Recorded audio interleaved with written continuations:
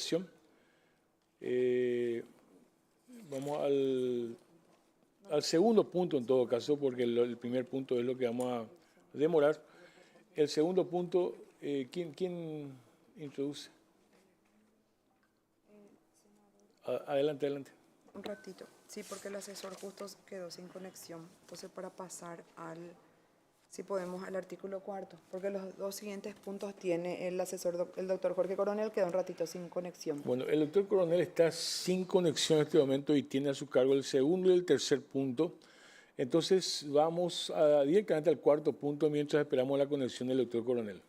Adelante. Sí, buenos días. Es el mensaje 2008-97 de la Cámara de Diputados, por el cual remite el proyecto de resolución número 3573, que ratifica la sanción inicial acordada al proyecto de ley que reglamenta el artículo 183 de la Constitución Nacional.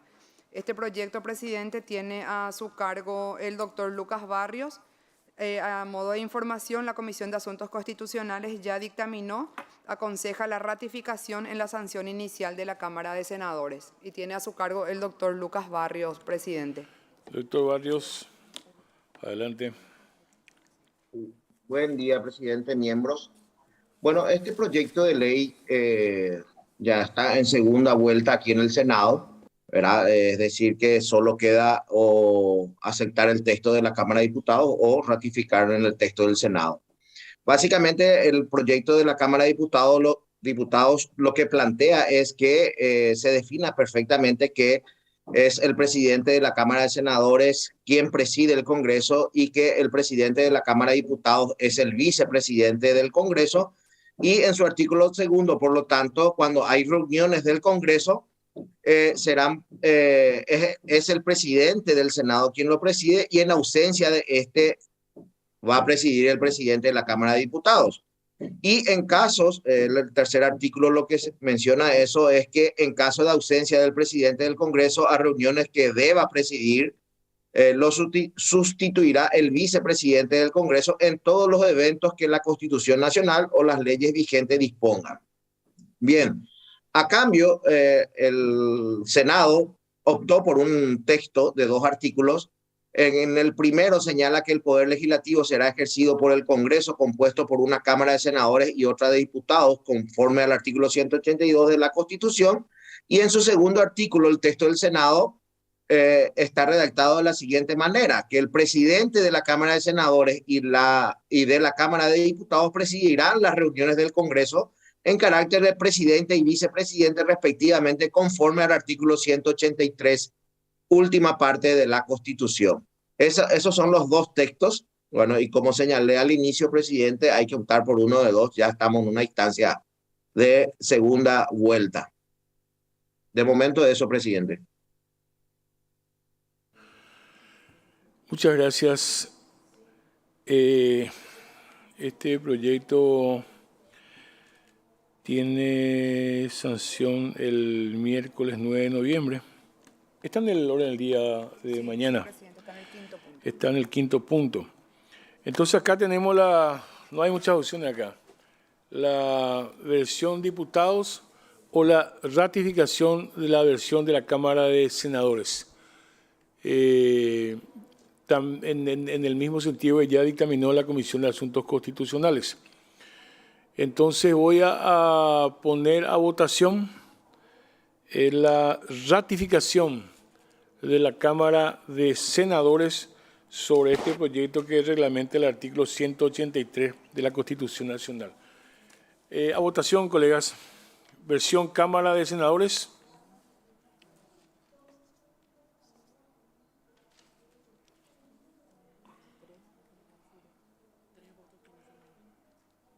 Tenemos 4 votos con la senadora Rúa, 4 votos. Como hay otros colegas conectados, entonces también voy a poner a consideración la versión de la Cámara de Diputados por si tengamos otro dictamen. Entonces, quienes estén de acuerdo por la versión de la Cámara de Diputados, votar, por favor. No tengo votos.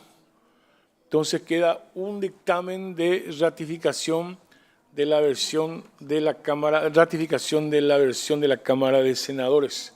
Siguiente punto. Sí, presidente. El siguiente punto, volvemos al punto 2, es el mensaje 2883 de la Cámara de Diputados, por el cual remite el proyecto de ley que declara área silvestre protegida bajo dominio privado del Estado con categoría especial de manejo de nombre genérico Reserva Natural al Destacamento Militar número 2 Mayor Infante Rivarola, propiedad del Ministerio de Defensa. Tiene a su cargo el doctor Jorge Coronel, presidente. Doctor Coronel, le escuchamos. Muchas gracias, señor presidente. Buen día a todos los presentes. Efectivamente, este proyecto pretende la declaración de área silvestre protegida bajo dominio privado del Estado con categoría especial de manejo de nombre genérico Reserva Natural al Destacamento Militar número 2 Mayor Infante Rivarola, propiedad del Ministerio de Defensa Nacional. Es importante señalar que dentro de los antecedentes se mencionan que esta superficie se encuentra en frontera con Bolivia, en un lugar geopolítico estratégico para el Paraguay, con potencial para la conservación del turismo, la conectividad nacional y regional, como polo de desarrollo, así como es vital para el control aduanero de migración, desde donde se accede a Villamontes, Bolivia. Existe una propuesta que está prevista dentro del contexto de lo que ha sido aprobado por diputados, en el cual, como he mencionado anteriormente, esa superficie consta de 2 fincas. En la versión diputados solamente incorpora una de sus fincas, la 18.214. Sin embargo, existe una propuesta que se ha hecho el Ministerio de Defensa de incorporar ambas fincas y establecer dentro de ese contexto toda la superficie dentro de lo que sería la reserva natural como área silvestre protegida. No obstante, es importante señalar que el diputado proyectista Edwin Reimer también ha presentado conjuntamente con este proyecto otro proyecto de ley que desafecta la finca que está pretendiendo incorporar la propuesta del Ministerio de Defensa, desafecta como bien del Estado paraguayo y autoriza al Poder Ejecutivo a transferir a título oneroso a favor de la Municipalidad de Mariscal José Félix Estigarribia el inmueble individualizado como finca 18.212, asiento del Destacamento Militar número 2 Mayor Infante Rivarola, para ser destinado a una zona de desarrollo agrícola, ganadero y de fortalecimiento del plan estratégico de crecimiento en la zona fronteriza. Con lo cual, lo que cabría aquí en este punto sería la decisión de si se acepta la propuesta del Ministerio de Defensa o se ratifica lo aprobado por diputados, y la diferencia estaría en que diputados incluye solamente una superficie, es decir, una finca, y la propuesta del Ministerio de Defensa incluye ambas fincas para ser declaradas dentro del contexto de reserva natural. Es importante señalar también que, según los antecedentes, este sitio gozaría de una declaración de importancia nacional dentro del Plan de Desarrollo Sustentable por parte del municipio de Mariscal José Félix Estigarribia. Entonces, allí estaría la cuestión a decidir, conforme hemos señalado también en la sesión anterior, si se incluye o no la superficie que estaría prevista dentro del otro proyecto, que aún vale aclarar que aún no ha sido tratado en diputados. Tiene sí un tratamiento en la comisión. Estoy hablando del proyecto que autoriza al Poder Ejecutivo a desafectar dicha superficie, y una propuesta de la Comisión de Ecología de aprobación con modificación. Entonces, esa sería la cuestión, señor presidente, y me quedo atento para cualquier inquietud o necesidad al respecto. Muchas gracias. Acá hay me están diciendo acá unos compañeros, una compañera, acá hay una cuestión muy importante para ver si avanzamos en el dictamen o no. Acá me dicen que no hay un informe de catastro, ¿verdad? No llegó el de catastro que se solicitó. No llegó, que se había solicitado, no llegó el informe de catastro, entonces pregunto si ustedes creen que tienen todas las condiciones para tratar de dictaminar en la comisión. El presidente Catastro nunca bajo ningún concepto a nadie le contesta nada. Sería un milagro que lleve un informe de Catastro, ¿verdad? No, a veces yo por lo menos creo que en la Comisión de Reforma Agraria me parece que alguna vez sí hemos recibido, me parece. Pero bueno, de todas maneras acá hay un problema que es el vencimiento. Sí. ¿Cuándo vence esto? Mañana. Mañana, o sea que no tenemos alternativas sobre este tema. ¿Algún colega quiera referirse a este proyecto?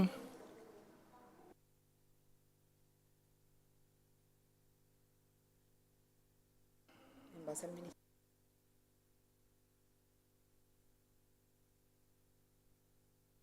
Si es aceptar lo del Ministerio de Defensa. Bueno, entonces ya nadie quiere referirse al tema. Vamos a plantear los dictámenes correspondientes o el dictamen. Una posibilidad, y es en base al informe del Ministerio de Defensa, en este caso, vamos a poner a consideración la aprobación con modificaciones. Repito, teniendo en cuenta el informe del Ministerio de Defensa. En todo caso, quienes están de acuerdo con la aprobación con modificaciones, votar, por favor, colegas. Veo 1, 2, 3.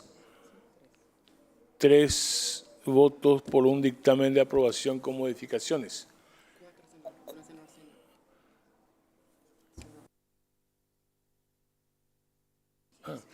Cuatro con el senador Sena, efectivamente, 4 votos.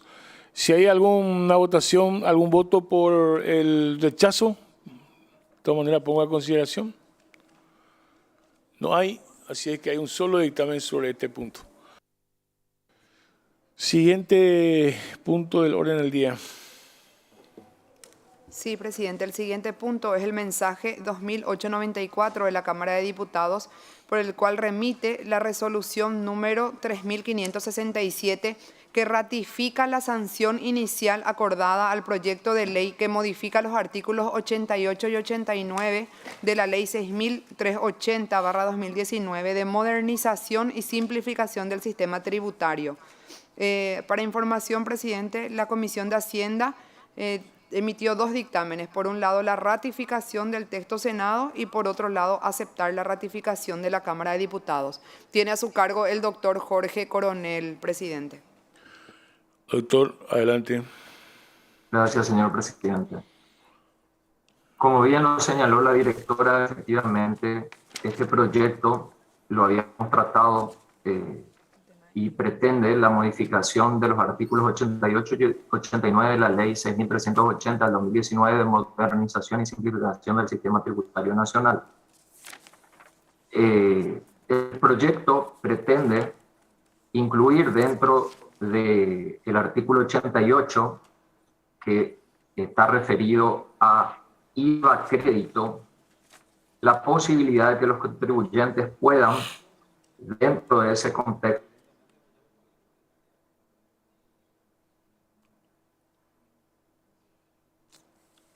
subir un poquitito en la proyección para ver en el cuadro de la derecha está la versión aprobada por diputados, en el cuadro de la izquierda las modificaciones que habían introducido oportunamente por parte del Senado. Allí se puede ver en ese segundo párrafo lo que hace a la modificación que se pretende a través de este proyecto, y es en el caso de contribuyentes de este impuesto por la prestación de servicios profesionales y o personales,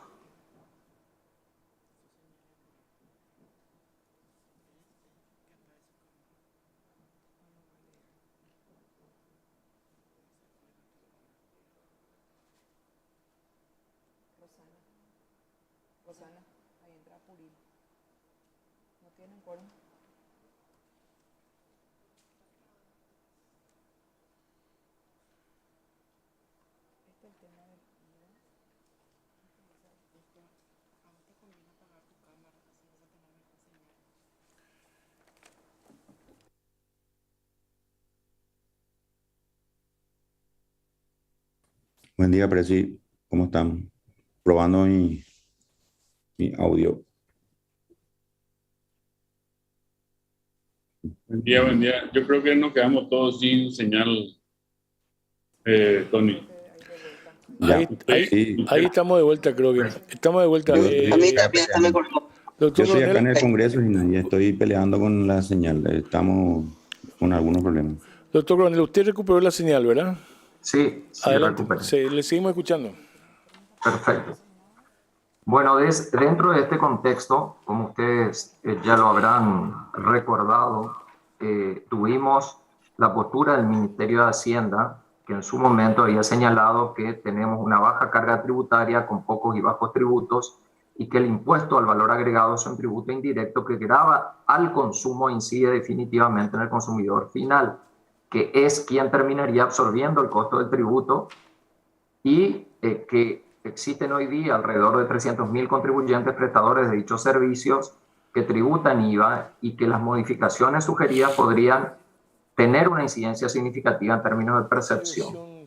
Por otra parte, señala que ya el decreto 3107 del 2019 establece algunas deducciones dentro de las cuales cita salud personal, capacitación, especialización, servicios de suministro de energía, arrendamientos de oficina, útiles inmobiliarios de oficina, vestimenta acorde al ejercicio de la profesión, es decir, todos aquellos servicios o costos que pudiera tener aquel prestador de servicio dentro del contexto de lo que haga a su trabajo profesional.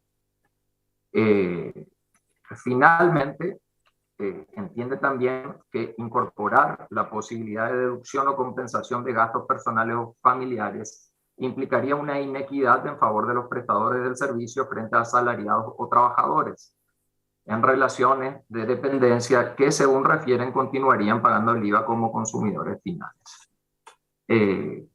Lógicamente, Diputados lo que ha hecho es ratificarse en su versión y ahora queda establecer en general, si es que se aprueba la versión Diputados o si se ratifica en la versión Senado, que cuenta con la descripción que aparece en la proyección a la margen izquierda, en donde se ha hecho modificaciones lógicamente dentro de ese contexto y se ha establecido en el caso de adquisición de vehículos que se pueda compensar solamente hasta el 30% como estaba previsto en la ley vigente. La propuesta de diputados prevé el 60%. En el caso de, si se puede subir un poquito, por favor, el cuadro, ahí van a poder ver hacia arriba sería. Hacia arriba. Allí figuran. En el artículo 88 solamente modificaría el artículo 88 y establecería allí a partir a la izquierda, la versión Senado, a la izquierda. Entonces, a partir de allí establecería cuáles serían las modificaciones. Vamos para abajo ahora, por favor. Y allí establecen salud personal, incluidos medicamentos y tratamientos médicos del contribuyente, estableciendo qué comprende medicina prepaga, etcétera. Alimentos, incluidos bebidas. En este concepto, el contribuyente podrá deducir el 30%. Ahí establece un tope para esa deducibilidad. Lógicamente, en la versión de diputados se podría deducir el 100%. Luego, capacitación o especialización que guarde relación con el servicio que presta, los servicios de suministro de energía eléctrica, provisión de agua, alcantarillado, etcétera, arrendamiento de oficina. En el caso de que se arriende también para uso particular, solo se podrá deducir hasta el 50%. Más abajo, por favor. allí mantenimiento, remodelación o refacción de oficina, es decir, todo aquello que esté previsto dentro del contexto del servicio que se presta. O sea, existe una limitación aquí en este caso, y la versión diputados lógicamente es más amplia y establece parámetros de deducibilidad prácticamente del 100% de todo aquello que pueda llegar a erogarse en concepto de IVA en la compra de algún bien o servicio puntual. Esto sería en general la exposición y me quedo atento a cualquier necesidad o inquietud. Es interesante aclarar que ayer trató, como dijo la directora de la Comisión de Hacienda en su sesión, y hubo 2 votos a favor de la versión diputados y en mayoría a favor de la versión Senado. Gracias, doctor. Bueno, tenemos la opción diputados o senadores directamente. No sé si alguien quiere hacer alguna consulta, pero me parece que es muy clara la versión de diputados y su diferencia con la versión de la Cámara de Senadores. Como se señaló ahí, en algunos casos diputados va hasta el 100%, hablamos de la deducibilidad, y en el caso de senadores hablamos de un porcentaje del 30%. Entonces, voy a poner ya directamente a consideración de los colegas quienes están de acuerdo por la ratificación de la Cámara de Senadores. Votar, por favor.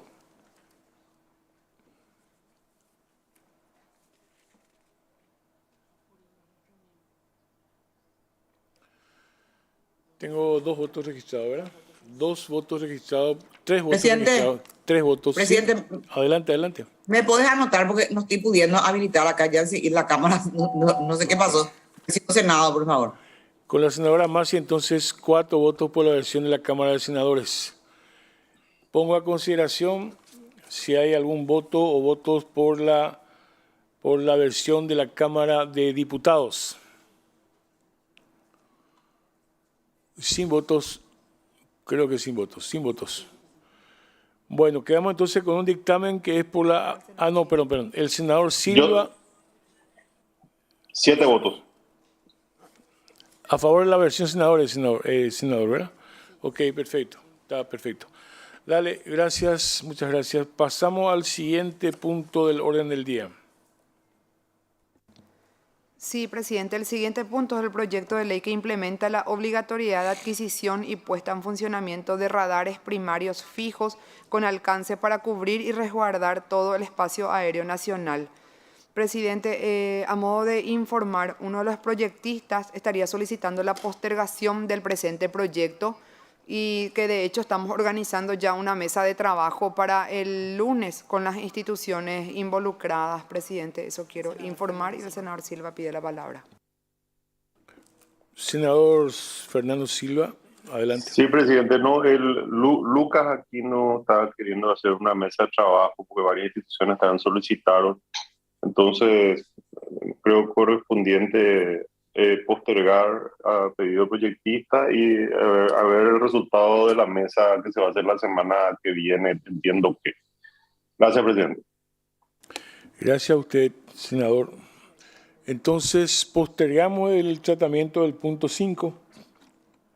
Vamos al siguiente punto del orden del día. Sí, presidente. El siguiente punto es el proyecto de ley que modifica el artículo 290 de la ley 834 que establece el Código Electoral paraguayo presentado por la senadora Georgia Arrua. Presidente, se encuentra la senadora conectada y también tiene a su cargo el doctor Juan Carlos González.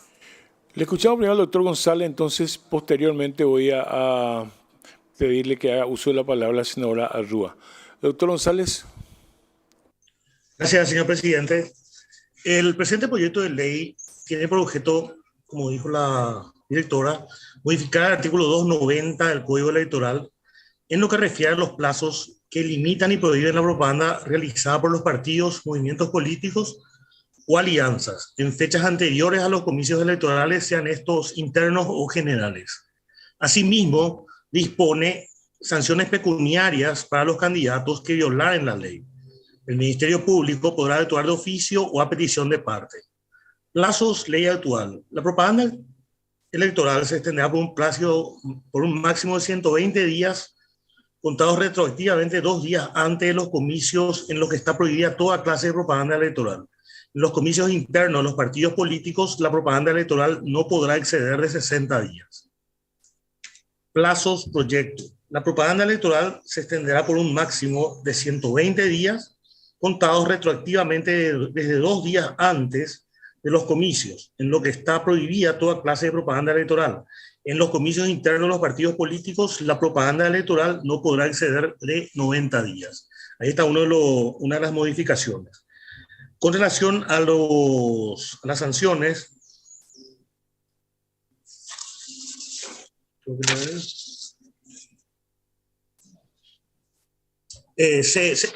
relación a las sanciones, se incorpora en un último proyecto, en un último párrafo, las sanciones para quienes infrinjan esta ley, ¿verdad? Y expresa que los candidatos que violaren esta regla serán pasibles del pago de multas de 100 jornales mínimos por cada medio utilizado para difundir su propaganda, debiendo contabilizarse el tipo de cantidad en cada caso. El Ministerio Público deberá actuar de oficio o a petición de parte. Básicamente eso lo que estatuye, digamos, el proyecto de modificación, ¿verdad? Acá, como dije, se habla de la modificación de los plazos, de la incorporación de las sanciones y de darle oficiosidad al Ministerio Público para que actúe, valga la redundancia, de oficio ante violación de esta disposición. Con relación a las sugerencias de la justicia electoral, podemos referir, ¿verdad? Ellos hablan de 3 puntos.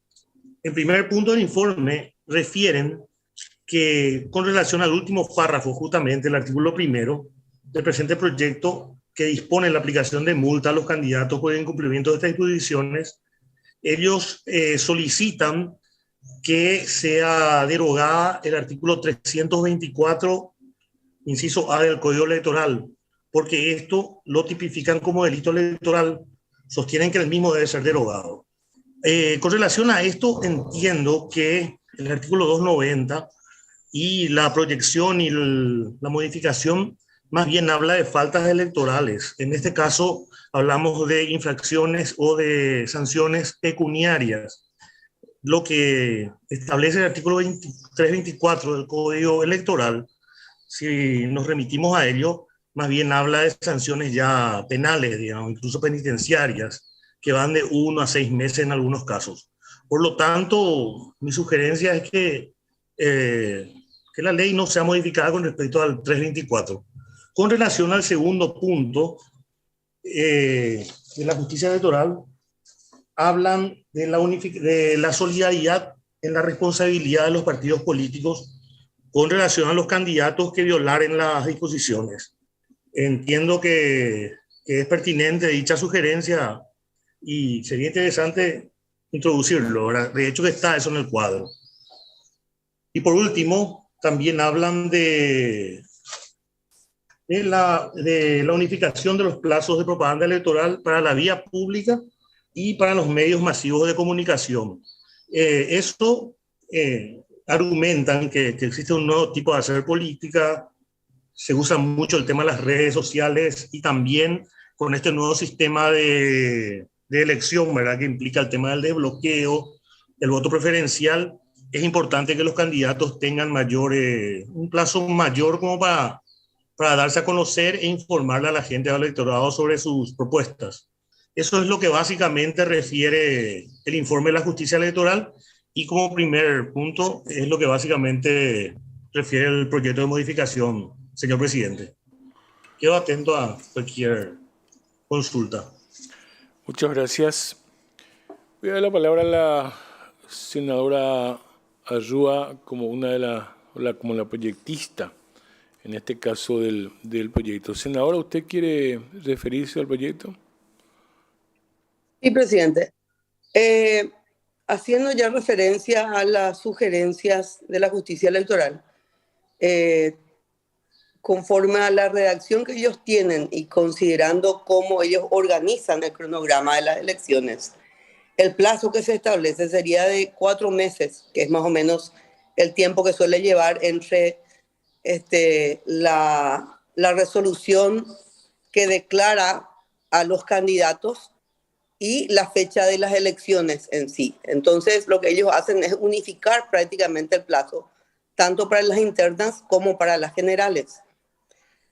Y respecto a lo que señaló al artículo que hace referencia al 324, creo que es el que establece la pena y que ellos sugieren derogar, tampoco estoy de acuerdo, porque en realidad ese artículo hace referencia a quien incumple luego de finalizado el plazo.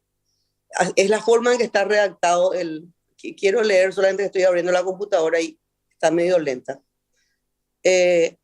La propuesta hace referencia a quien hace propaganda electoral de forma anticipada. Si ustedes leen ahí el artículo, yo no tengo a mano. Entonces, no es lo mismo que estamos planteando acá, que hace referencia a quien hace propaganda antes de tiempo, que es lo que sucede normalmente. La mayoría de la gente, hay gente que hace propaganda 1 año antes, o más inclusive.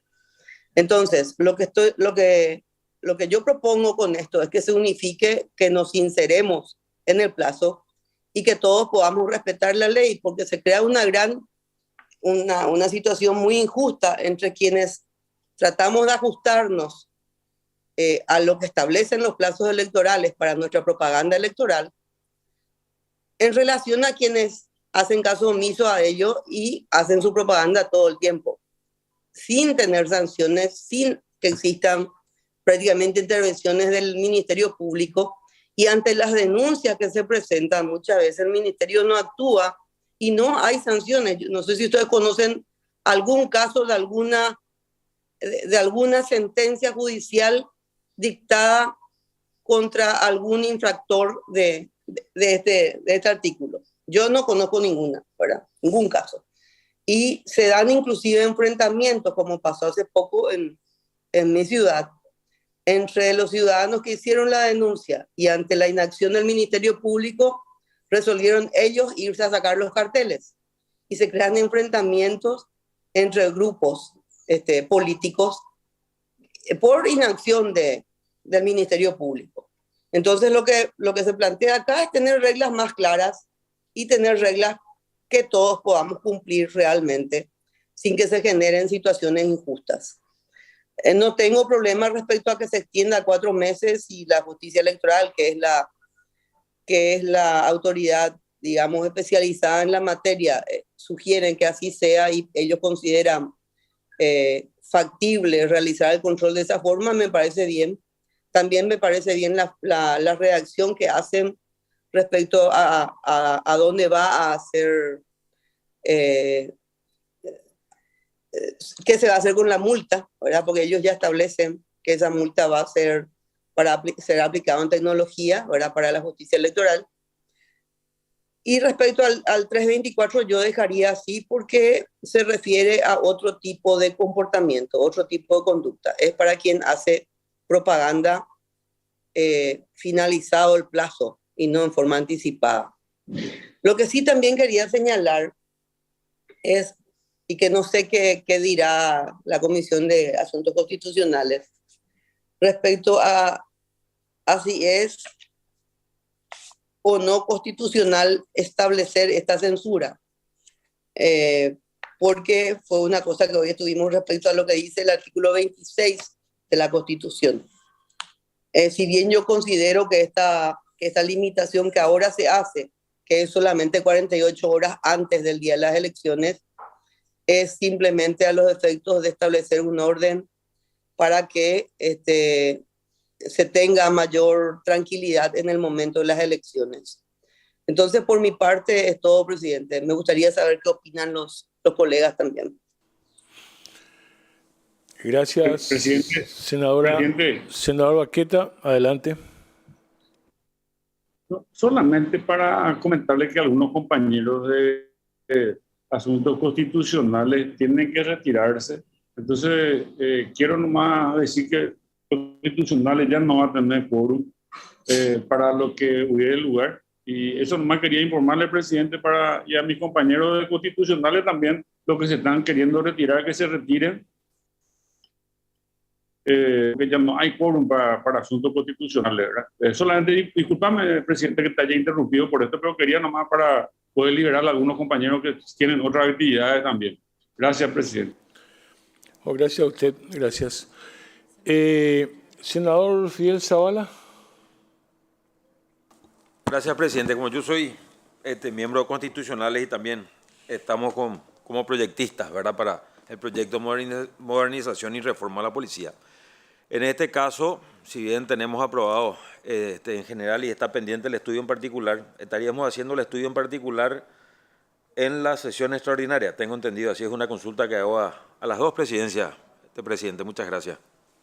Si esa es una opción, senador, se puede hacer directamente el estudio en particular en el Pleno, en la sesión extraordinaria que está convocada para esta tarde a las 14 horas. Claro, se va a tener que pedir que nos constituyamos en comisión. En comisión primero, y, perdón el diálogo, pero y después llevar adelante siempre que haya quórum, ¿verdad?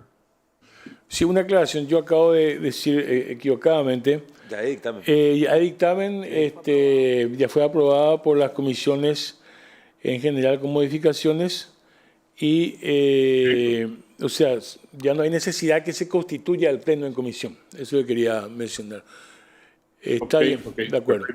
Recuperamos entonces ahora el proyecto a la que se... Presidente. Senadora Mossi. Disculpe porque justo me salió entrecortado ahí. Constitucionales se está retirando, presidente. O sea, no tiene quórum. No va a tener quórum, decir, hay compañeros que quieren retirarse, entonces ya vamos a dejar sin quórum, no hay quórum. Entonces continuamos con la legislación. Ya, bueno, presidente, pero cuando veamos el texto de la policía, acá no hay texto comisión, ¿eh? Nos vamos a ir a la plenaria sin un texto comisión. ¡Wow! Entonces veremos qué hacemos, ¿verdad? Porque en la realidad la comisión madre es constitucionales y seguridad nacional.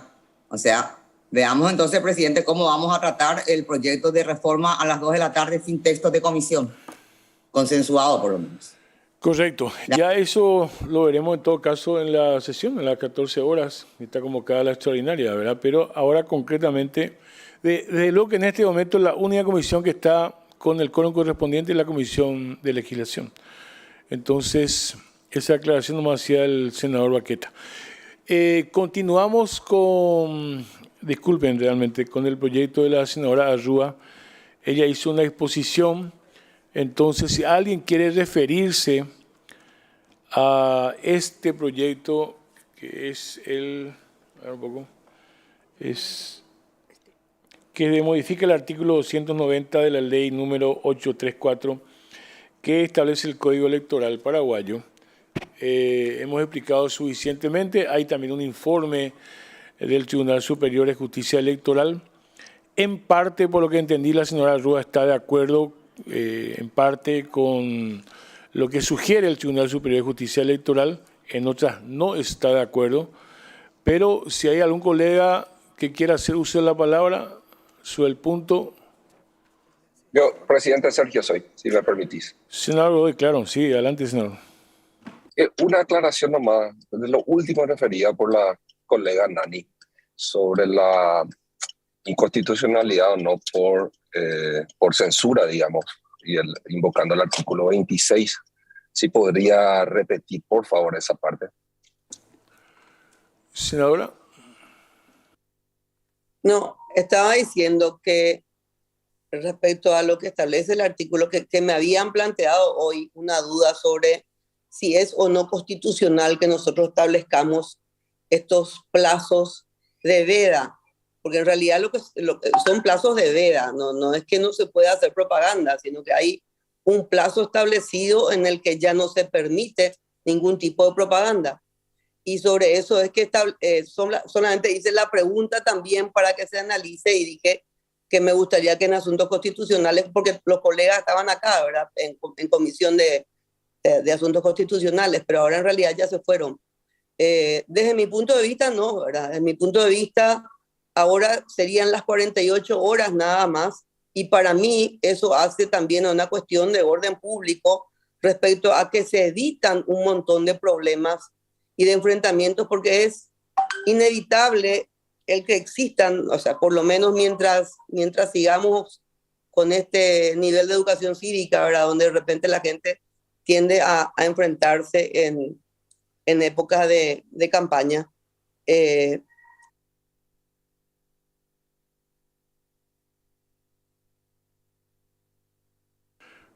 Su micrófono, senadora, su micrófono. Senadora Arrua, su micrófono. Nani, se fue tu audio, Nani. El audio, senadora. Senadora Arrua, su micrófono, por favor. No, creo que no. Involuntariamente creo que cerró el micrófono y no le estamos escuchando, senadora, porque el micrófono está desactivado. En la última parte no la escuchamos. Si usted me escucha, no sé si la señora me escucha, creo que no me escucha.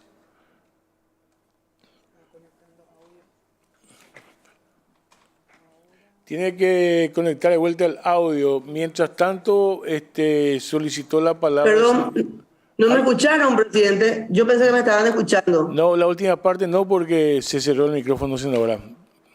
Esa parte que yo quiero decir, ahí se cortó. Puede proceder ahí, senadora. Me refería a que yo creo que el 324 no aplica, pero todo lo demás que sugiere la justicia electoral, sí estoy de acuerdo, inclusive con la redacción que hacen. Y la duda que hoy se planteó respecto a la constitucionalidad o no de que se establezca ese periodo de veda, me parece que las 48 horas es un plazo razonable y que ayuda también al orden público, a los efectos de pacificar los ánimos y establecer ya un clima en el que se pueda realizar unas elecciones de manera más tranquila, porque es inevitable, por lo menos hasta el momento, se generan siempre muchas fricciones en épocas de las elecciones y creo que ese periodo de veda ayuda un poco al apaciguamiento. Por eso es que le veo cierta utilidad en ese sentido. Yo había hecho la consulta atendiendo a que estaban los compañeros de la Comisión de Asuntos Constitucionales, pero en realidad ya después se retiraron, ¿verdad? Solamente quería que se haga ese análisis. Yo estoy de acuerdo con la redacción así como está. Gracias, senadora. Senador Fernando Silva. Sí, presidente. No, hay nomás algunas cuestiones, ¿verdad?, que tendríamos que tener en cuenta y ya mirando de afuera porque no tengo ningún interés, ¿verdad? Pero el tema hay que hacer siempre una distinción entre propaganda política y propaganda electoral. Por ejemplo, si yo quiero a mí está faltando 1 año y medio para las elecciones y Nani quiere poner un ploteado en toda la ruta de entrada de Ciudad del Este diciendo Nani lo hizo y abajo figura todos los proyectos de ley que ella presentó fueron aprobados, eso es propaganda política, eso no está legislado y yo creo que debería estar habilitado, ¿verdad? Porque es una forma en que el representante comunica su gestión. Propaganda electoral, y según esto ya años ya tenemos debatiendo esto en el partido, con la gente de la justicia electoral. Propaganda electoral se entiende, o por ejemplo la foto de Hugo Richard y jugando vóley, eso no es propaganda electoral, es decir, Hugo Richard, senador, y el periodo que se va a presentar, 2023-28, por ejemplo. Eso es propaganda electoral. Pero la propaganda política tiene su razón de ser, no está prohibida, al contrario, está permitido y se puede tener muchas manifestaciones. Desde televisiva, qué sé yo, hemos conseguido ampliación para los bomberos y la senadora va a decir es más y ahí. Eso es propaganda política no electoral. Punto uno. Y después, punto dos, es con este nuevo sistema tiene que haber mayores plazos para comunicar, ¿verdad? Porque como siempre lo que estén al principio de la lista van a tener van a tener más facilidad. Entonces, yo soy el número 45, tengo que tener un mecanismo para comunicar donde se exonere, por ejemplo, el límite que yo considero que es inconstitucional, eso que un partido político puede gastar en propaganda electoral hasta tanto. ¿Y cómo voy a darme a conocer yo que soy candidato prácticamente personal en una lista de bloqueada? Entonces, pongo nomás así algunos puntos, ¿verdad? Sobre la mesa. Entonces, el fin de limitar el monto de los partidos políticos es ponerle en igualdad a todos. Pero con este sistema de bloqueado es para mí inconstitucional porque ese límite de partido político debería ser límite personal. O sea, para que yo pueda gastar, no sé, 300 millones de guaraníes y Hugo pueda gastar 300 millones de guaraníes aunque estemos en la misma lista, porque tenemos que darnos a conocer en forma individual. Eso nomás quería decir, y debería estar también previsto eso, ya que vamos a tocar el tema de la reforma y hacer una distinción entre propaganda política y propaganda electoral. Gracias, presidente. Gracias a usted, senador. El doctor González pidió hacer de vuelta uso de la palabra porque él tiene un punto que quiere mencionar. ¿Así es, doctor? Sí, señor presidente, es una pequeña salvedad nomás. Y es con relación a una sugerencia de la justicia electoral justamente con respecto al primer párrafo. Y es sobre la incorporación del término concertaciones, ¿verdad? Sería entonces así, voy a leer un pequeño, es muy breve. El primer párrafo sería así: el objeto de la propaganda electoral es la difusión de la plataforma electoral, así como los planes y programas de los partidos, movimientos políticos, alianzas y concertaciones. Esa palabra es la que se estaría incorporando y me parece por lo menos pertinente eso, señor senador. Senadora Rúa. Nada más. No, justamente quería decir que lo de propaganda electoral, referente a lo que estaba manifestando el senador Silva, ¿verdad? Justamente la propaganda electoral está definida en el 290, ¿a qué se refiere? Y habla de la plataforma electoral. O sea que no es lo mismo que la propaganda de las acciones que vos realizaste en tu trabajo dentro de la política, ¿verdad? Que es algo que él hizo referencia al inicio. Yo creo que está muy bien definido eso. Ahora, lo otro que tocó no es materia de este artículo. Está en los artículos anteriores. Y bueno, tendría que ser analizado por separado, ¿verdad? Pero la propaganda electoral está bien definida y hace referencia a la difusión de la plataforma electoral, planes y programas de los partidos, de los movimientos políticos y particularmente en este caso de los candidatos, ¿verdad? Ahora que se hace campaña también atendiendo al desbloqueo. Se hace campaña de manera particular, ¿verdad? Gracias, senadora. ¿Alguien más en el uso de la palabra?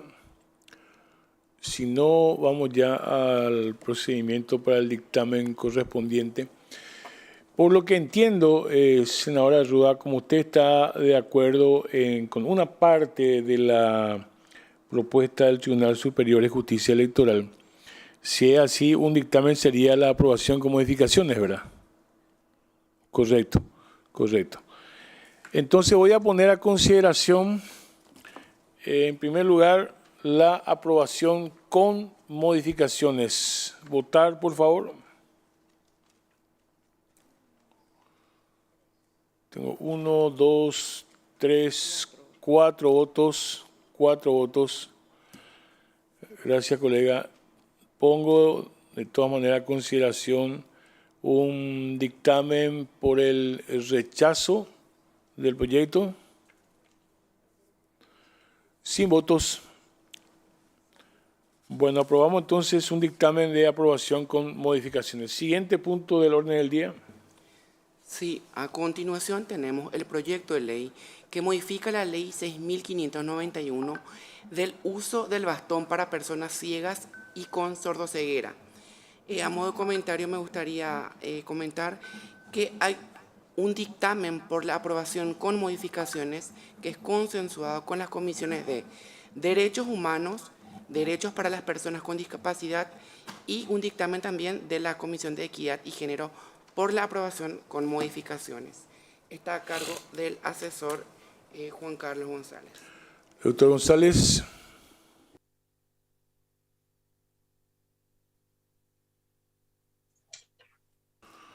Sí, gracias, presidente. Esta ley tiene, este proyecto tiene como objeto establecer el uso del bastón acorde a cada tipo de discapacidad visual, ciegas, sordociegas y con baja visión, y el distintivo tengo baja visión, para su utilización en todo el territorio nacional. Las personas con discapacidad visual, ciegas, como dije, sordociegas y con baja visión, podrán hacer uso del bastón y el distintivo o insignia con la leyenda tengo baja visión en todo el territorio nacional como símbolo de identidad e independencia, que les será como apoyo perceptivo para su desplazamiento o para ser identificados en la vía pública, de manera a promover su inclusión y participación plena y efectiva en la sociedad. Con relación a los bastones y los colores, de color blanco sería para las personas con ceguera total. El bastón de color blanco con una franja de color rojo sería para las personas con sordo ceguera. El bastón de color blanco con franja de color verde sería para las personas con baja visión. Con relación a la autoridad de aplicación, la autoridad encargada, la Secretaría Nacional por los Derechos Humanos de las Personas con Discapacidad sería la CENADI. Será la responsable de evaluar y certificar según el tipo de discapacidad como apoyo requerido como discapacidad visual a nivel nacional. En el caso de las personas con baja visión que no requieran del apoyo del bastón verde, podrán estas utilizar el distintivo o insignia con el lema tengo baja visión, que tiene como símbolo un ojo de color verde, ubicado en un lugar visible por parte de quien lo porta y estandarizado los requerimientos internacionales y regulados a nivel nacional. La CENADIS y otras asociaciones y fundaciones estarán encargados de proveer los bastones a las personas ciegas, sordociegas y con baja visión, así como el distintivo del que hablamos hoy. Y también la ley expresa que, o el proyecto expresa que se deberá implementar una masiva campaña de difusión nacional acerca de la importancia y el significado del uso de los bastones acá referidos. Eso es todo, señor presidente. Muchas gracias. Cámara de Origen, senadores, ya estamos en la primera vuelta. ¿Algún colega que quiera referirse al proyecto? Si no hay nadie que quiera referirse al proyecto, entonces voy a someter a votación quienes están de acuerdo por la aprobación del proyecto. Esto es con modificaciones, ¿verdad? Claro, en función también de las demás comisiones. Entonces, la aprobación con modificaciones del proyecto, votar, por favor. 1, 2, 3, 4 votos, 5 votos, 5 votos. Muchas gracias. Pasamos al siguiente punto del orden del día.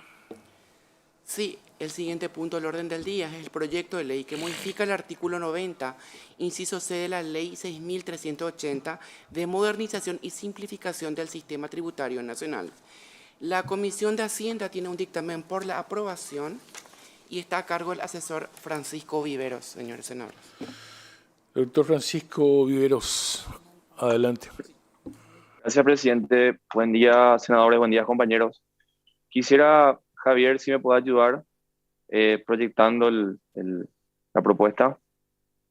Este proyecto, señores senadores, tiene como objeto modificar el artículo 90 de la nueva Ley Tributaria Nacional, específicamente en el inciso C, el cual habla de las tasas que tienen que ver con los productos de la canasta familiar.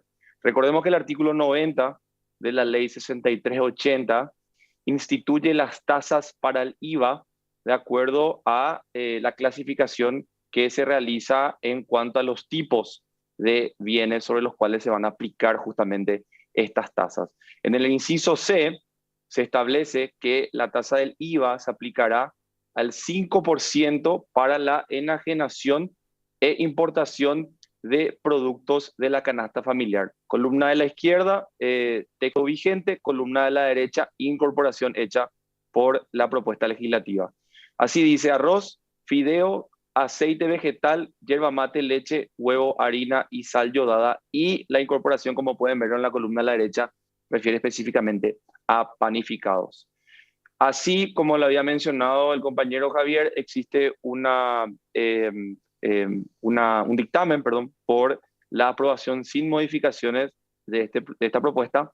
También así existe una expedición por parte del Ministerio de Hacienda, claramente nos acompaña la propuesta, diciendo que la reducción de la tasa del IVA en cuanto a los panificados no precisamente generaría una reducción en los precios de los panificados, así como se pretende instalar a partir de la exposición de motivos de la propuesta legislativa. Asimismo, el Ministerio de Hacienda menciona que en el caso de que se reduzca del 10 al 5% la tasa del IVA para los panificados, eso repercutiría negativamente en la recaudación y por ende haría que el Estado se encuentre dificultado en el cumplimiento de sus obligaciones ordinarias. Repitiendo nada más, este artículo 90 lo que establece es el 5% para los productos de la canasta familiar y concluye el artículo diciendo que todos los productos que no se encuentren con un régimen diferencial del 5% aplicarán al 10%, que es el caso actual de los panificados. Señor presidente, por de pronto eso es todo. Estoy atento a las órdenes. Muchas gracias. Muchas gracias. ¿Algún colega sobre el punto?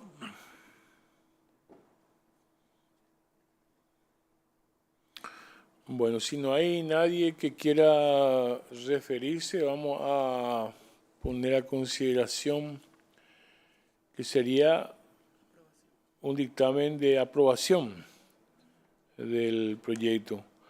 ¿Quiénes están de acuerdo con la aprobación del proyecto? Votar, por favor. 1, 2,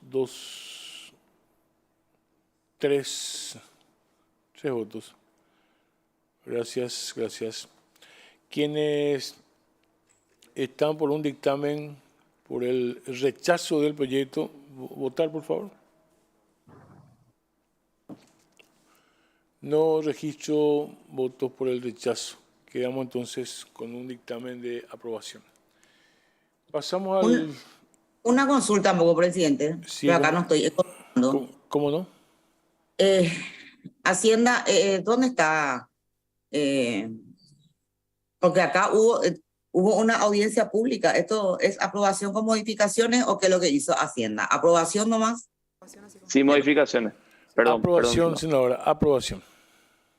Porque hubo una audiencia pública con representantes del Ministerio de Hacienda, del Centro de Propietarios de Panaderías y Fiderías, la gente la gente del MIC que no vino, de INAM, ¿verdad? Acuérdense que esta es una cuestión, hay una definición técnica de panificados, ¿verdad? De harinas, etcétera, etcétera. Acá no hubo, entonces, al final que, no sé, hay informes técnicos. La verdad que Hacienda últimamente, ¿verdad? Yo no sé, yo particularmente voy a estudiar, porque acá hay definiciones, incluso técnicas, que se deberían tener en cuenta. En primer lugar, supuestamente es para microempresarios. ¿Y dónde está esta cuestión?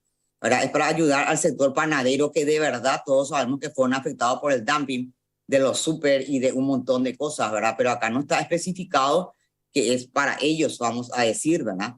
Más allá de que podemos estar o no de acuerdo, o si tiene o no un impacto, ¿verdad? Eso ya es otra cuestión, ¿verdad? Pero O sea, Hacienda al final, esto es un producto de la canasta, pero no se ponen análisis de lo que, porque supuestamente pues es para pequeñas y medianas industrias, ¿verdad? Que en comparación con las grandes empresas como Super y qué sé yo, o sea, al final vamos a producir otra vez una distorsión y no se especifica, tampoco aparentemente hicieron la cuestión de panificados. Y lastimosamente Salud, presidente, por eso en todo caso, porque Salud pues se reúne los miércoles y hoy se suspendió, nosotros teníamos que estudiar hoy en la Comisión de Salud, ¿verdad?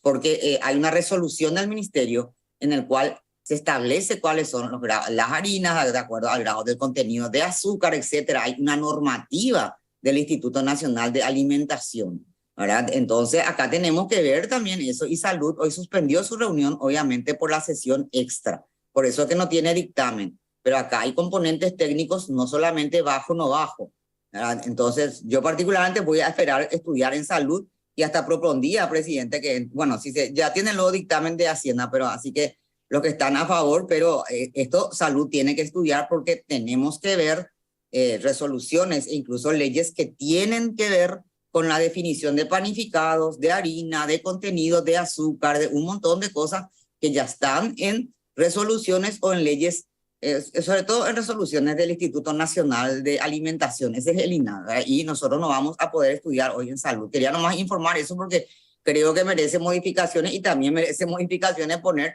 para quién va esto, que es lo que se conoce en este momento como la ley del pan, porque en la realidad quienes están impulsando esto son los panaderos, vamos a decir, ¿verdad?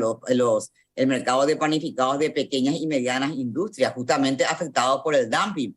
Y al final ni siquiera hay una modificación. Sí, ¿qué es lo que vamos a hacer? Quien tiene un dominio del mercado también va a ser afectado por esto, ¿verdad? Entonces jamás de los jamás van a tener realmente los panaderos, no van a luego a poder, ¿verdad? Porque el dumping, que está castigado, pero todos sabemos que lo que ocurrió con las panaderías y con las despensas. Presidente, yo me remito entonces a una cuestión, esperar. Voy a esperar, si mañana se trata, voy a ver qué hacemos. Voy a hacer una recopilación de lo que es la parte técnica de la definición, por lo menos, porque no podemos ir, o en todo caso podemos ir, pero tenemos que ir adecuando a la definición técnica de harinas, de azúcares, etcétera, etcétera, que tiene el Ministerio de Salud. Gracias. Gracias a usted. Bueno, se hizo efectivamente aquella audiencia, así como dice la senadora. También la Comisión de Hacienda dictaminó por la aprobación. Acá también generamos un dictamen por la aprobación. Y en base a lo que dice la senadora, que Salud todavía no tiene dictámenes, eso bien se podría plantear mañana la postergación porque no tiene plazo de vencimiento, es Cámara de Origen. Así es que podemos ver mañana en todo caso qué propuesta se hace al respecto y se puede bien plantear la postergación. De acuerdo. Pasamos entonces al siguiente punto del orden del día. Sí, senadores. El siguiente proyecto es el proyecto que establece la exoneración en el pago para la expedición del certificado de antecedente policial y judicial a personas desocupadas, presentado por el senador Derlich Osorio. A modo de comentario, existe un dictamen por la aprobación con modificaciones por la Comisión de Equidad, la Comisión de Hacienda y la Comisión de Desarrollo Social. ¿Quién tiene a su cargo el...? Juan Carlos González. Juan Carlos González. Doctor Juan Carlos González. Gracias, presidente. El proyecto tiene por objeto exonerar del pago del arancel para la expedición de los certificados de antecedentes policiales y judiciales a las personas en situación de desempleo. Hablamos de los sujetos comprendidos o beneficiarios de esta ley, serían personas en situación de desocupación debidamente comprobada a través de la calificación y certificación expedida por el Ministerio del Trabajo, Empleo y Seguridad Social. Estas deberán presentar una constancia de desocupación expedida por el Ministerio del Trabajo a través del Portal Único de Gobierno. Se entiende por personas en situación de desocupación a aquellas personas sin trabajo en los últimos 7 días, que se encuentran disponibles para trabajar de inmediato y que tomaron medidas concretas para buscar empleo. Constancia digital. Una vez pedida la misma a través del portal único, se podrá descargar en formato digital los certificados de antecedentes policiales y penales respectivamente. También se podrá realizar el trámite de manera presencial. La misma es emitida a través de un intercambio de información generado por el portal único de gobierno como resultado del cruzamiento de datos del IPS y la Secretaría de la Función Pública. Financiamiento. Los recursos que demanda el cumplimiento de la presente ley deben incorporarse al presupuesto general de gastos de la Nación, las instituciones responsables para el ejercicio fiscal posterior a su promulgación. Parecer de la Policía Nacional del Departamento de Identificaciones refieren que no ponen reparos a la exoneración del costo de expedición del certificado de antecedentes policiales. No obstante, refieren también que el ingreso por la venta de estos certificados de antecedentes policiales constituye un 45% del presupuesto general de gastos de dicho departamento. Asimismo, expresan que el Departamento de Identificaciones no tiene en su presupuesto fuente de recursos ordinarios del Tesoro, solamente administra los ingresos por expedición de los documentos cada año. Por lo que solicitan, se defina previamente el origen de los fondos que se han utilizado para cubrir la exoneración solicitada por el presente proyecto de ley. El parecer de la Corte Suprema, esta expresa que la misma fue tratada en sesión plenaria, la cual dispuso la remisión del informe a la Dirección General de Administración y Finanzas. Estos refieren que el impacto financiero que producirían los ingresos de la misma de aprobarse dicho proyecto sería sobre una disminución aproximada de un 8% anual de lo dispuesto, de lo estimado en recursos propios. Eso es todo, señor presidente.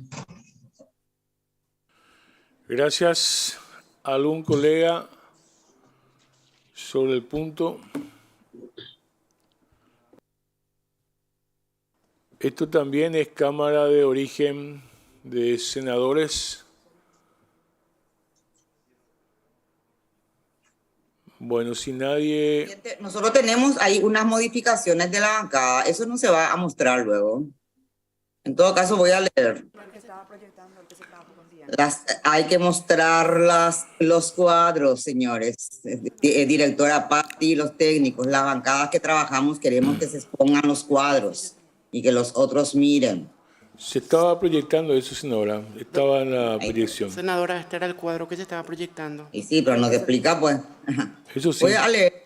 Ahora. Sí, adelante. Bueno, el proyecto de ley tiene por objeto exonerar el pago de arancel para este es un tema importante. A mí me gustaría un poco escuchar lo que dicen, ¿verdad? La parte de los, ¿cómo se llama? De los abogados, ¿verdad? Exonerar, porque esto tiene que ver, ¿verdad? Exonerar la parte de los certificados de antecedentes policiales y judiciales, ¿verdad? Pero en la realidad, ¿dónde está la parte de antecedentes policiales? Eso es algo que se creó para recaudar nomás, ¿verdad? Eso es que para mí, acá debería discutir legislación y yo esperaba que los técnicos, ay Dios mío, un ratito mi gato acá, ¿verdad? Los antecedentes policiales en realidad no deberían de existir porque los que realmente consignan los procesos judiciales en trámite y finiquitados son los judiciales. Es un gasto para la ciudadanía, pero se mantiene como vía de recaudación de la policía. Por lo cual no tiene luego, hablando de lo que la vez pasada discutimos, esto no está en su ley orgánica, ¿verdad? Previsto una tasa por este servicio, ¿verdad? Que vamos a discutir o no vamos a discutir, porque la vez pasada discutimos entre 4. Pero aparentemente en este caso no se le va a quitar porque es la policía, ¿verdad? Porque este certificado policial como tal no existe, ¿verdad? Bueno, entonces al final tiene como objeto exonerar el pago del arancel para la expedición de los certificados de antecedentes policiales. Reitero que no existe en la Carta Orgánica, pero que cobra, ¿verdad? Como una cuestión de recaudación y una cuestión engorrosa y judicial, lo que vale la parte de antecedentes judiciales, ¿verdad? Pero bueno, no se le va a quitar, ¿verdad? Entonces ahí nosotros tenemos un cuadro, ¿verdad? Que ya no les voy a más a leer. Por supuesto, bueno, el parecer de la Policía Nacional, ya sabemos, no pone reparo a la exoneración del costo, ¿verdad? No obstante refiere, ¿verdad? Que el 45% de su presupuesto, ¿verdad? Y el Poder Judicial el 8%. Bueno, ahí nosotros hicimos una propuesta que yo no sé si leyeron o no los otros, digo, ¿verdad? Si van a hacer. Nosotros luego, si es por nosotros, cambiamos esta parte del certificado de antecedentes policiales, pero no creo que tenga una suerte, vamos a decir, de acompañamiento. Entonces lo que hicimos es una cuestión ahí de mejora que se haga a través del portal único de gobierno, que se emita una vez por año para los fines y que se haga, es lo que estamos haciendo, el acceso a las constancias digitales, etcétera, etcétera. Esa es la propuesta, porque o si no, no vamos a... nunca se va a mejorar esto si continuamos con esta historia. Esa es la propuesta ahí, no voy a estar otra vez, ¿verdad? Pues yo creo que para mí acá hay una discusión de fondo. ¿Vamos a mantener el certificado policial? Bueno, si vamos a mantener el certificado policial, la gente que está estudiando el presupuesto tiene que meter, ahora que vamos a tocar la carta orgánica de la policía y no sé qué historia, ¿verdad? Tiene que estar como una tasa.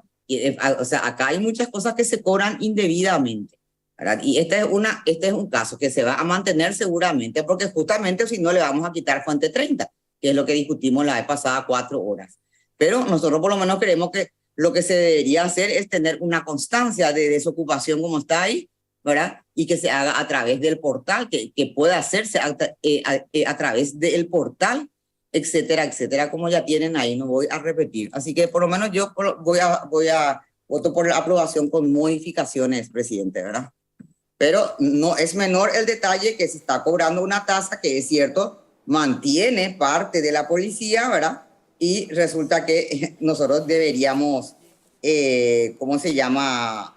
Deberíamos eso tener en cuenta. Pero no creo que de la discusión, o en todo caso se podía postergar si es que quieren, ¿verdad? Pero esta es nuestra propuesta, ahí está. Gracias. De todas maneras, la Comisión de Equidad, por ejemplo, ya tiene un dictamen de aprobación con modificaciones. Y las modificaciones se refieren... Nosotros trabajamos con ellos, presidente. O sea, este texto está más o menos consensuado con los técnicos de la Comisión de Equidad también. Por eso estaba señalando de que en base a esas consideraciones de la senadora Massi, el dictamen que se produjo en la Comisión de Equidad es de aprobación con modificaciones. ¿Alguien más quiere referirse al tema, al proyecto?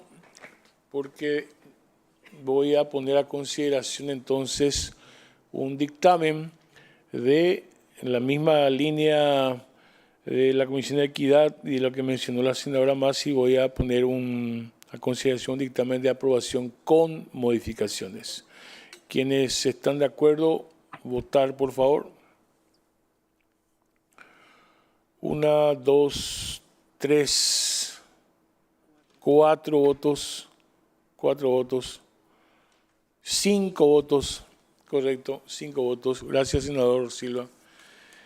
Bueno, pasamos al siguiente punto del orden del día. Sí, el siguiente punto, señores senadores, es el proyecto de ley que modifica el artículo 420 de la ley 1286, Código Procesal Penal. Está a cargo del asesor Lucas Barrios. Doctor Lucas, adelante. Sí, presidente. Bien, este proyecto de ley lo que propone es que el procedimiento abreviado, que usualmente en el proceso penal se utiliza para imputados o procesados que cometen hechos punibles hasta 5 años, con expectativa de pena de hasta 5 años, es decir, que cometen delitos, que este procedimiento abreviado se amplíe también para imputados y procesados que cometen hechos punibles cuya expectativa de pena no supere los 12 años. Entonces, en concreto, básicamente es esto lo que proponen los proyectistas, ¿verdad? Modificando el artículo 420 y agregando un nuevo párrafo y poniendo ciertas condiciones que me permito leer en la columna izquierda, la primera, que dice lo siguiente: si se tratara de hechos punibles cuya expectativa de pena sea de hasta 12 años, además de los requisitos previstos en el inciso 2 y 3, el imputado deberá realizar un relato circunstanciado y completo de su participación, el cual deberá ser corroborado por el Ministerio Público a través de los medios de pruebas admitidos por ley Y luego dice, en la acusación se solicitará como pena hasta las 3/4 partes de la expectativa de pena que haya sido requerida por el Ministerio Público. Es decir que, y luego sigue la redacción original del 420, ¿verdad? Entonces, lo que propone de nuevo este proyecto de ley es, en primer lugar, ampliar el espectro de hechos punibles que puedan ser sometidos bajo el procedimiento abreviado, entiéndase hechos punibles cuya expectativa de pena sea hasta 12, y que en estos casos el procesado haga un relato circunstanciado de toda su participación dentro del hecho punible. Como consecuencia de este relato, no es que queda agotado aquí y cumplido el requisito para ser sometido a procedimiento abreviado. Los proyectistas agregan que además de este relato, tiene que estos hechos relatados tienen que ser corroborados por el Ministerio Público a través de los medios de pruebas existentes y utilizados dentro del procedimiento penal. Entonces, una vez corroborado con pruebas el relato, pues entonces ahí podría el Ministerio Público ofrecer, digamos, de alguna manera, atenuar la expectativa de pena hasta las 3/4 partes del marco penal de ese hecho punible, siempre y cuando esa expectativa de pena por ese hecho concreto no supere los 12 años de prisión de expectativa de pena privativa de libertad. Pues bien, eso concretamente en lo que respecta a la redacción de los proyectistas. Hay una propuesta mía que solamente ordena ese texto, presidente, y que consiste en no dividir, porque el texto original de los proyectistas sigue tratando en el primer párrafo a los hechos punibles de hasta 5 años, es decir, a los delitos, y el nuevo párrafo que incorpora es la expectativa de pena de hasta 12 años, donde se establecen esos requisitos esenciales de que se haga un relato pormenorizado de la participación y que eso quede corroborado por el Ministerio Público por otros medios de prueba. Pareciera ser entonces que este requisito que debe ser corroborado solo va a regir para la expectativa de hasta 12 y no de hasta 5.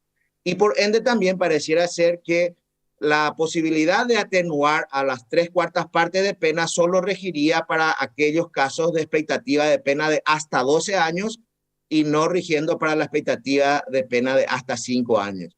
Entonces, lo que sencillamente yo propongo en la redacción es unificar el texto para todos los tipos de casos, porque sería insólito, digamos, que se premie a los que tengan una expectativa más alta de pena de 12 años por haber relatado su participación y haber sido corroborado gracias a ese relato, y no puedan ser beneficiados con esas 3/4 partes también los que cometen hechos punibles menores a 5 años. Es decir, que tal vez aquí los que cometen crímenes podrían ser un poco más beneficiados y los que cometen delitos no. Entonces, que la regla rija para todos, y en ese sentido lo que se propone en el texto de la columna derecha es que de entrada en el primer párrafo ya se establezca que la admisibilidad de un procedimiento abreviado es para hechos punibles cuya expectativa de pena privativa de libertad no supere los 12 años. La otra modificación es aclarar que el imputado debe realizar ese relato circunstanciado y completo ante el juez, no ante que no quede ahí, digamos, abierta la posibilidad de que pueda hacerlo en sede del Ministerio Público, ante un fiscal, sino que sea ante un magistrado judicial. Ante un juez concretamente. Y el agregado de que modificar el término acusación, porque en verdad en el procedimiento abreviado no hay acusación, sino hay requerimiento fiscal, porque el procedimiento abreviado, por más que sea planteado, muchas veces puede y tiene la atribución el juez de no aceptar el procedimiento abreviado e incluso de elevar a juicio oral si es que así lo considera. Por lo tanto, es un requerimiento y no una acusación, al menos esto técnicamente para que coincida en el lenguaje y la terminología del artículo 301 del Código Procesal Penal, presidente. Y por último, hay una pequeña propuesta de modificación también del 421, en el cual se establece que el juez tomará declaración al imputado informando, lo que se agrega es informándole sobre sus derechos y las consecuencias procesales del procedimiento abreviado, de manera a que esto sea un informe completo de lo que supone cuando un imputado y procesado se somete a este procedimiento abreviado, y luego que la pena, si el juez admite, digamos, el procedimiento abreviado, debe absolver o condenar conforme a la carga de la prueba presentado por el Ministerio Público. Y en caso de que condena, esto es lo que se agrega, no podrá superar la pena solicitada por el Ministerio Público. Entiéndase que la pena solicitada por el Ministerio Público será las 3/4 partes de la expectativa de pena. Nada más de momento, presidente, y por ahora eso. Gracias, muchas gracias. ¿Algún colega que quiera hablar, hacer uso de la palabra sobre este tema? Senador Fernando, les quiero decir que hay varios colegas que son proyectistas y son miembros de la comisión. Senador Fernando Silva. Gracias, presidente. Me siento acá en la calle para explicar. Este proyecto básicamente lo que busca es, cuando en el Código Penal se estableció la figura del procedimiento abreviado, lo que se buscó era reducir la gran cantidad de casos de los 16.000 presos privados, personas privadas de libertad que tenemos en nuestras cárceles. El 75% no tiene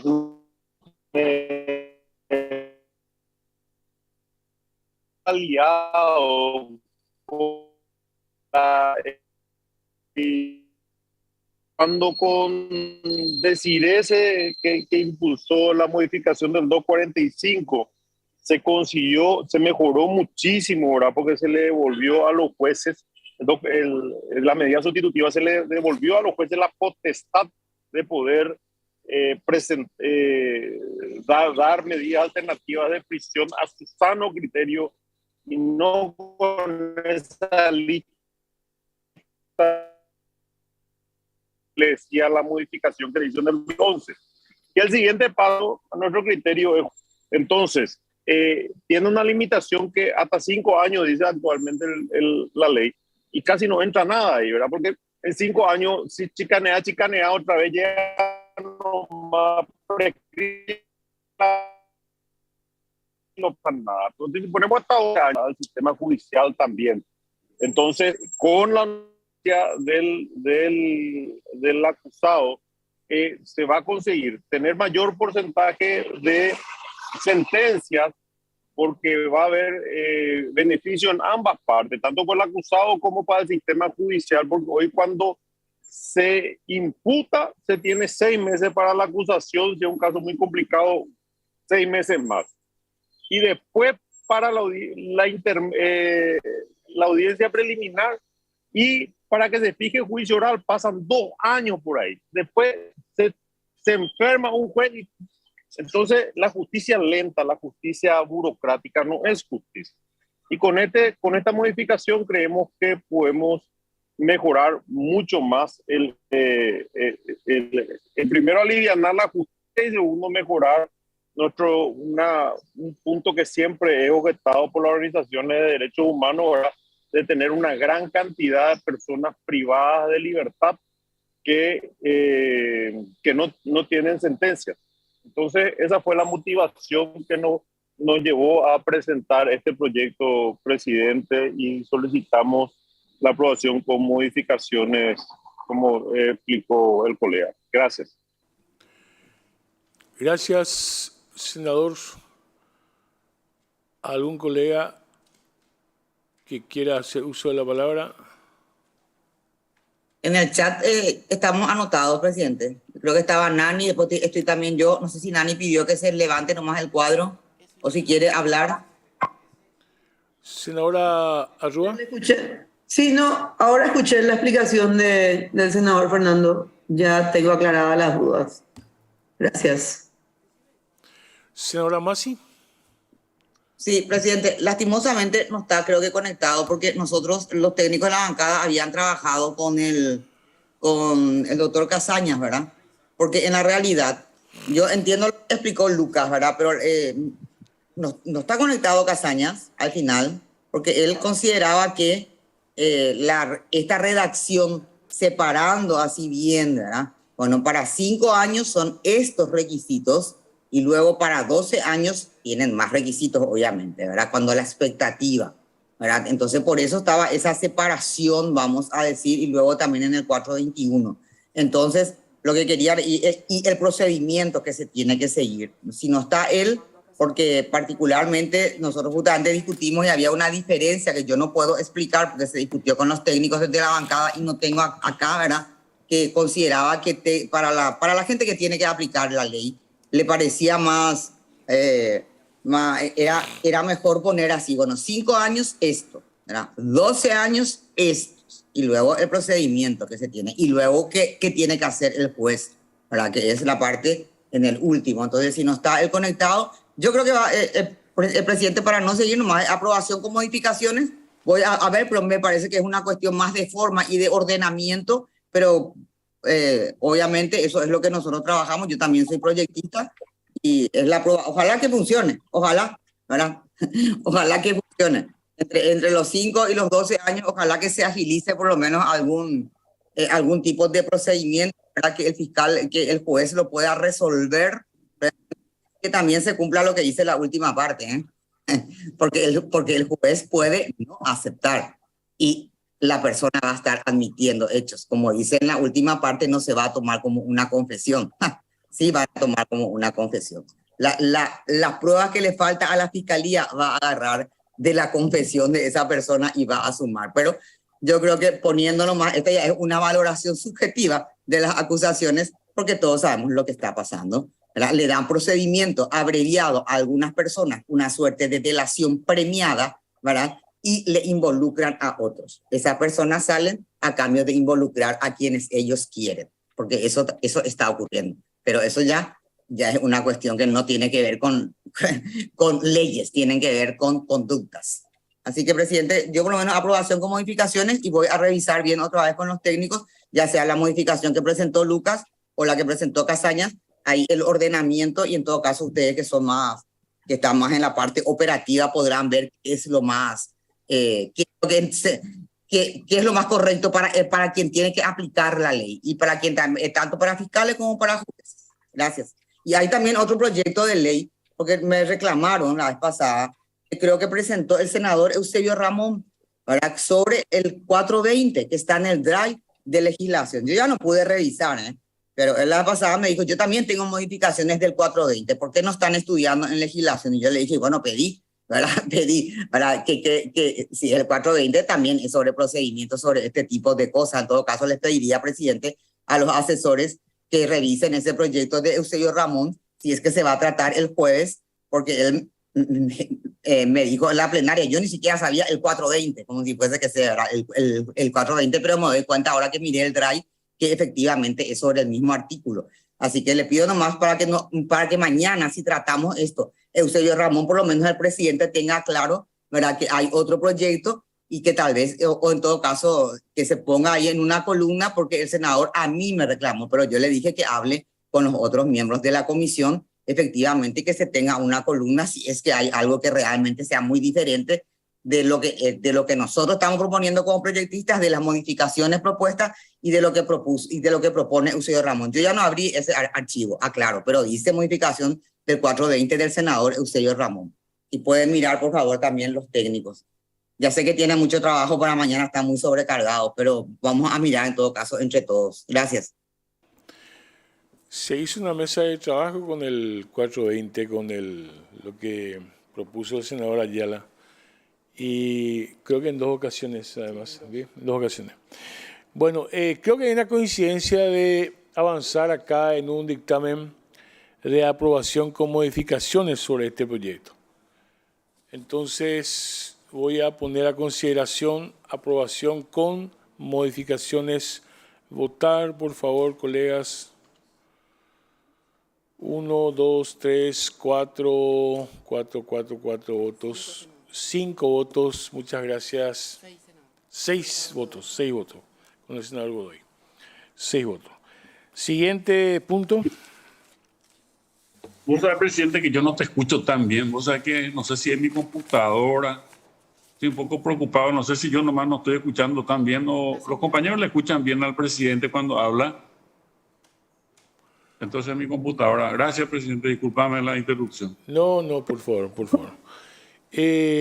Bueno, siguiente punto. Sí, a continuación tenemos el proyecto de ley que modifica el artículo 172 de la ley 1160 Código Penal, presentado por la senadora Lilian Graciela Samaniego. También está a cargo del asesor Lucas Barrios. Doctor Barrios, adelante. Sí, presidente, este proyecto de ley propone modificar el artículo 172 del Código Penal, en el cual originalmente este artículo 172 es una regla que se aplica para los hechos punibles de hurto, diciendo que cuando la cosa sea de un valor menor a 10 jornales, la persecución penal dependerá de la instancia de la víctima, salvo que a criterio del Ministerio Público un interés público especial requiera una persecución de oficio. Entonces, este es el texto original. La proyectista lo que propone es que ese valor menor a 10 jornales sea modificado y quede redactado como valor menor a 5 jornales. En su exposición de motivos refiere que, bueno, una gran proliferación de estos hechos punibles, digamos, sobre valores, sobre objetos bagatelarios, hay una proliferación y generalmente por esta regla de que en primer lugar depende de la instancia de la víctima la persecución penal y en segundo lugar existen criterios de oportunidad para hechos bagatelarios, se disminuya por esa razón la cuantía de 10 jornales, considerando que debe ser a 5 jornales, y agrega también un nuevo inciso que consiste en que la tentativa de estos hechos punibles también sea castigada. De momento eso, señor presidente. Gracias. ¿Algo, colega? ¿Sobre el punto? ¿Puedo hacer una pregunta, presidente? Sí, claro, adelante. Más allá que de la discusión, ¿verdad? De aumentar este tema de los, ¿cómo se llama? ¿Cómo es que se llama esto? El hurto bagatelario, ¿verdad? Así es que se llama. Por la cuantía, más allá de disminuir, que ahora es de convertir en un hecho punible los hurtos de una cosa o objeto de un valor de un poco más de 490.000, ¿verdad? Actualmente el límite es de 980, pues, entonces a 400.000, ¿verdad? Entonces, más allá de eso, acá nosotros también estamos modificando. ¿Y cómo es que queda esto? Porque dice que la Fiscalía podrá actuar de oficio, podrá, ¿cómo es que se llama esto? En el caso de reincidencia, etcétera, etcétera, ¿verdad? Pero esto acaso que estamos modificando, incluso estos son delitos supuestamente que es, ¿cómo es que ustedes dicen? De acción penal privada. O sea, vamos a convertir en hechos de acción penal pública. O sea, a mí me gustaría un poco que eso me expliquen acá los abogados, más allá, porque o si no, no estamos discutiendo el fondo, o en todo caso, si ya no hay tiempo, ya no, presidente, pero estamos bajando. Bueno, yo luego ahí ya tengo una discusión. Estamos bajando, pero estamos cambiando el tipo penal, ¿verdad? Porque esto es acción penal privada, requiere instancia de parte. Pero resulta que por otra parte le decía a la Fiscalía que tiene que actuar de oficio y que en caso de reincidencia, supone que la Fiscalía tiene los antecedentes. Estamos cambiando el tipo penal completamente, no solamente bajando. O sea, va a ser una cuestión de persecución pública. Yo creo que esto da para mayor discusión, presidente, más allá incluso de la cuestión conceptual de aumento o no de pena, ¿verdad? Y de cómo vamos a nuevamente la seguridad jurídica y de lo que esto puede suponer, pero incluso quitando eso, ¿verdad? ¿Cómo es que vamos a, si me pueden ustedes explicar, en qué parte del código uno cambia o se cambia nomás así? Bueno, estos son artículos, ¿cómo se llama? De acción penal privada, estos son de pública, y acá ahora al bajar se convierte así nomás en un proyecto de ley. ¿Y dónde está en el Código Penal que es de acción penal privada y que es de acción pública? ¿Dónde está eso? O no sé cómo se llama cuando es de oficio, ¿verdad? Cuando puede intervenir, porque esto en este momento es a denuncia de partes, ¿verdad? Como si me pueden explicar, por favor. porque yo no encuentro cómo, y porque no encuentro en la modificación que eso se haya puesto, porque ¿qué es lo que dice acá, verdad? En la parte dice, el Ministerio Público, el querellante y el imputado conjuntamente por separado. O sea, ya está el Ministerio Público, es decir, se cambia el tipo. Estamos cambiando. Cuando se trate de hecho punible cuya pena no supere los dos... no, perdón, acá me estoy llevando al otro. Un ratito, por favor, ¿verdad? O sea, a mí me gustaría que me expliquen un poco esa parte, más allá de que bajemos el monto y que esto... que bajemos, ¿verdad? El proyecto pretende convertir en hecho punible los hurtos de una cosa objeto de un valor de más de 490.000. Actualmente, ¿verdad? El límite es de 980.000. Incorpora la reincidencia, la Fiscalía actuará de oficio, con lo cual se espera que la Fiscalía tenga los datos del presunto autor y que haya corroborado sus antecedentes penales donde conste ya una condena por el mismo hecho. Y todo esto ocurre, tiene que haber una denuncia. La acción penal privada requiere instancia de parte, por lo cual resulta improcedente plantear que sea de oficio. Si me pueden explicar esa parte, por favor. Gracias. O propongo la postergación, presidente, en todo caso, si es que ya no hay tiempo. Está a consideración la postergación. Esto es origen Cámara de Senadores, por lo tanto puede ser postergado. Senador Silva está de acuerdo. Bueno, si estamos de acuerdo, en todo caso, votar por la postergación, colegas. Por la postergación, presidente, también. Ok, postergación. Queda postergado, todos postergados.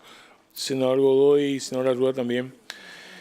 Bueno, vamos al último punto del orden del día. El último punto, presidente, es el proyecto de ley de fomento y protección de los pequeños y medianos productores de yerba mate y lex paraguarienses, presentados por los senadores José Ledesma y Juan Afara. Presidente, para informar, en la fecha recibimos una nota justamente de uno de los proyectistas del senador Juan Afara, en la que solicita reunión conjunta con la Comisión de Legislación para el siguiente miércoles.